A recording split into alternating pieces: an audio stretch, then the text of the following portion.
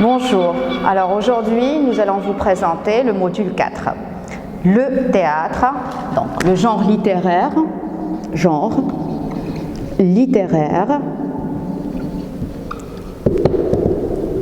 théâtre. Et surtout, la comédie musicale, bien sûr, avec Molière. Avant d'entamer, bien sûr, l'analyse de la pièce de théâtre, il faut d'abord définir, ou plutôt présenter, on va présenter tout d'abord la vie d'auteur.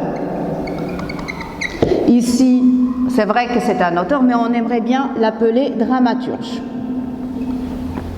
Nous sommes dans le théâtre, donc on prendra les termes exacts, le lexique exact du théâtre, à savoir dramaturge. Molière, né à Paris en 1622. Son vrai nom est Jean-Baptiste Poquelin. Cela veut dire que Molière n'est qu'un faux nom, un pseudonyme. Vous connaissez tous c'est quoi un pseudonyme, dans les sites vous mettez des pseudonymes. Alors lui, il avait déjà un pseudonyme, il s'appelait Molière. Alors son vrai nom est Jean-Baptiste Poquelin. Famille. Alors, il est fils du tapissier du roi. Et cette charge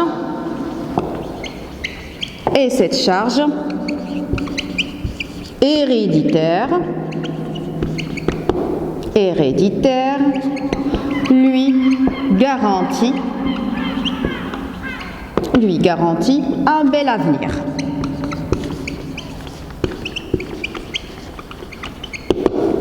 En d'autres termes, vu qu'il était fils d'un tapissier du roi, son père avait déjà entamé son avenir, il sera lui aussi tapissier du roi.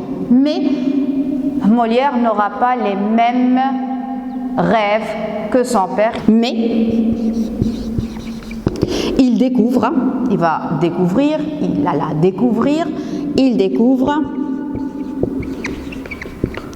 le spectacle de rue et trouve sa vocation grâce à un comédien mime italien, Scaramouche.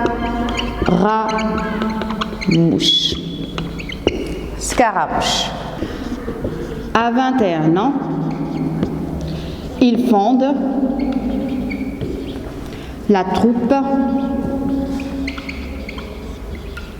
l'illustre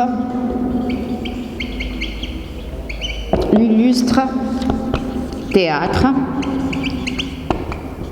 avec une famille avec la famille, c'est mieux, la famille les Bijard. Donc la famille, elle s'appelait les Bijard, c'était déjà une famille. Alors je vais mettre ici une famille des comédiens, et cette famille-là, elle s'appelle les Bijard. Et là, ça va commencer bien sûr sa carrière. Il débute avec la tragédie, mais sans aucun succès. Bien sûr, il va s'endetter, il aura autant de problèmes. Tout début commencer et on a toujours des difficultés. Et finalement, il va prendre l'initiative ou il va prendre une décision, c'est partir en province afin de travailler, ou plus exactement le terme, d'apprendre le métier de comédien. Donc, il part tenter sa chance en province, où il apprend le métier du comédien. Ensuite, il va commencer par écrire des farces et qui font rire. Après 13 ans, il rentre à Paris vers 1658 et l'illustre théâtre devient la troupe du roi, du monsieur le frère du roi. Donc, et là, le roi va commencer par lui commander à faire des pièces de théâtre. Entre autres, la première pièce de théâtre qui va être très appréciée par le roi et qui sera d'ailleurs la clé de sa gloire, ce sont les Précieuses ridicules. Vers 1670, le roi va lui commander pour la fête des Chambord une comédie musicale, une pièce de théâtre comédie musicale qui ne sera d'autre que le bourgeois gentilhomme. Donc le bourgeois gentilhomme en 1670. Il trouvera un grand succès et de succès en succès, bien sûr, il va commencer dans toutes ses pièces. L'enjeu de ces pièces est surtout pourquoi la comédie. Alors justement la réponse, la comédie chez Molière, ça c'est important, la comédie chez Molière n'est pas simplement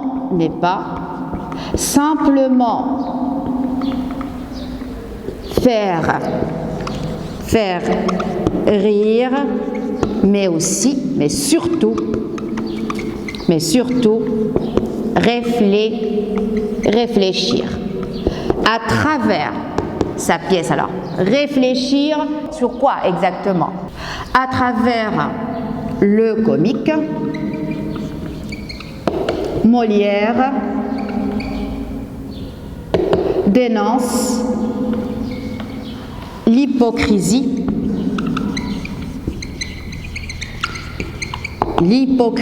sociale et religieuse de son époque,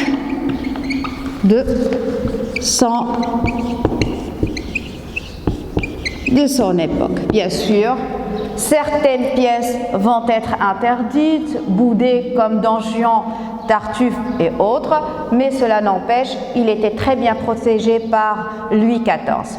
Donc, ça va de 1670, il va écrire autant d'autres pièces de théâtre jusqu'au 1673. Une chose à noter, Molière était fort malade. Il avait ce qu'on appelait la maladie des poumons, la pneumonie, et à l'époque, c'était pratiquement incurable.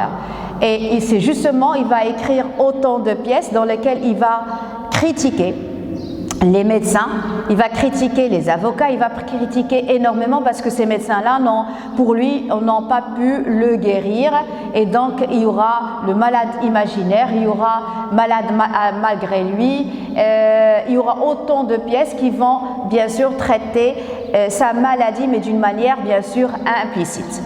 Vers la fin, la dernière pièce qu'il va présenter et justement sur scène, il va avoir un malaise, c'est le malade imaginaire en 1673, le Molière nous quitte, s'éteint sur scène à la quatrième présentation à la 4e présentation de la pièce Le malade imaginaire, laissant derrière lui un héritage littéraire. Deuxième étape, France, la France, au temps de Molière. En brièveté, pour comprendre bourgeois, gentilhomme, l'élément clé. Alors, d'abord, quelle était l'époque? C'est l'époque de Louis XIV, monarque. Alors, Louis XIV, il aura à l'époque de Molière 32 ans, c'est un jeune roi. Ce qu'il va faire, c'est il met en place une monarchie absolue, seul qui détient le pouvoir, d'où d'ailleurs le terme roi soleil. La France à l'époque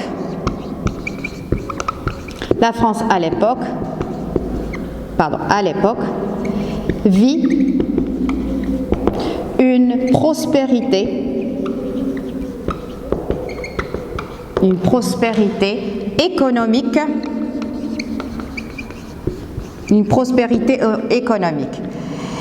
et enrichit, ou qui enrichit les bourgeois. Donc, les bourgeois, eux, font partie du bas peuple.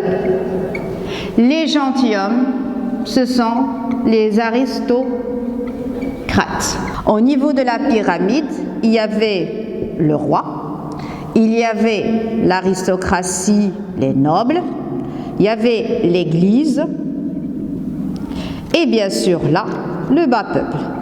Alors bourgeois gentilhomme, bourgeois, comme on vient juste de dire, il fait partie du bas peuple. Les gentilshommes, ce sont les hommes de qualité, comme il le dit dans sa pièce de théâtre, et ils sont bien sûr, ça fait partie de l'aristocratie. En d'autres termes, c'est-à-dire de manière générale, le monsieur Jourdain ou bien le bourgeois gentilhomme, dans l'image, le bourgeois gentilhomme, dans l'image de monsieur Jourdain, Qui est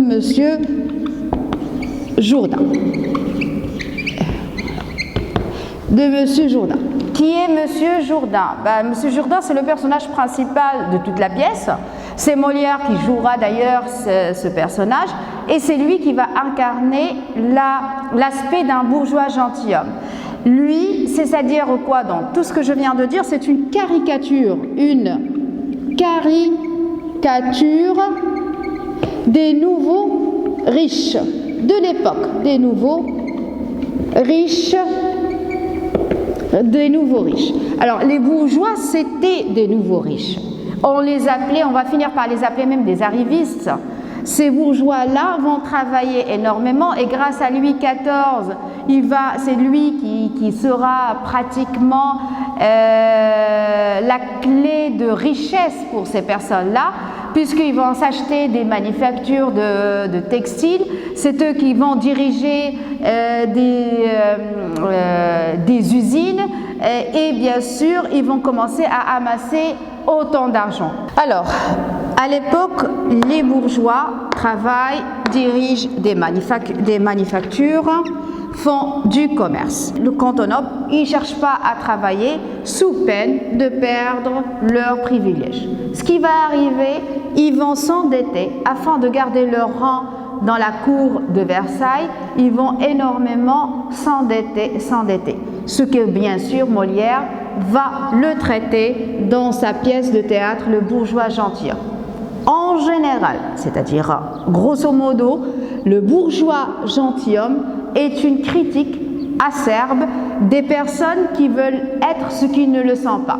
Et le bourgeois, dans l'image de Jourdain, c'est un personnage qui va chercher à se baser beaucoup plus sur les apparences, à vouloir être ce qu'il ne l'est pas, il ne sera jamais d'ailleurs un gentilhomme, et bien sûr afin de garantir son ascension au rang de la cour de Versailles. Dans l'œuvre, elle sera bien sûr présentée, il va essayer de courtiser Dorimène. Un personnage, c'est la marquise, c'est une noble, et pour arriver à cela, il va tout faire, il va mettre toute sa fortune afin d'être un homme de qualité. Bien sûr, dans un cadre comique, dans un cadre ironique bien sûr et sarcastique de la condition des bourgeois à cette époque-là. Qui sont les personnages? Monsieur Jourdain, fils de marchand, il aspire à la noblesse. Madame Jourdain, la femme de Monsieur Jourdain, et qui va tout essayer pour briser